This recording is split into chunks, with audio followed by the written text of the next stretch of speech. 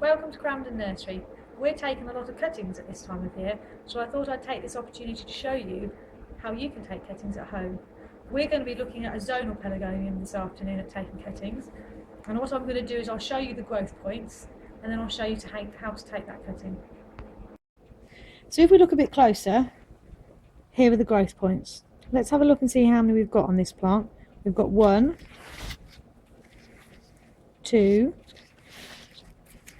3 and 4. So we've got an opportunity to take 4 cuttings, and what I'm going to do is I'm going to show you where to take the cut and then how to trim the cutting back. So the first thing you're going to need are some sharp secateurs or perhaps a knife.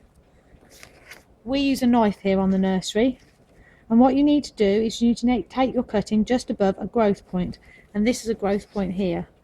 Okay, nice clean sharp cut.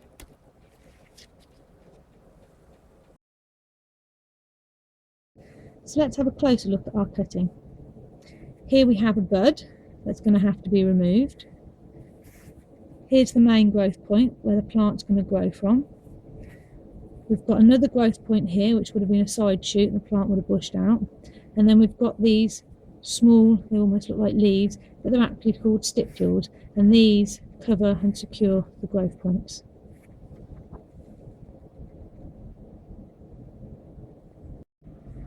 Okay, so now we need to trim our cutting down slightly to make it a little bit smaller. First thing we need to do is take off the excess leaves. All you do is just pull it back towards you and it comes off quite cleanly. We also need to take that bud out because we don't want it flowering just yet. So again, just put your finger behind it and just pull it towards you and it comes off nice and cleanly. We need to take this growth point out because we don't want it to grow there. So just pull it off with your fingers. And then these stipules that I showed you earlier, they also need to come off. So you just gently pull them off with your fingertips. Looking at it, we've got three leaves in total, 2 small leaves and 1 slightly larger leaf. Because these leaves are quite small, I'm going to leave those on to help the plant get through the period when it hasn't got any roots. It's a little bit long with the stem at the moment, so I'm going to cut that down and make it a bit shorter.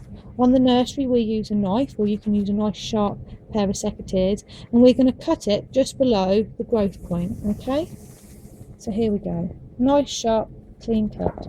So you've still got the growth point there, but we've got a shorter stem, and there is your first cutting.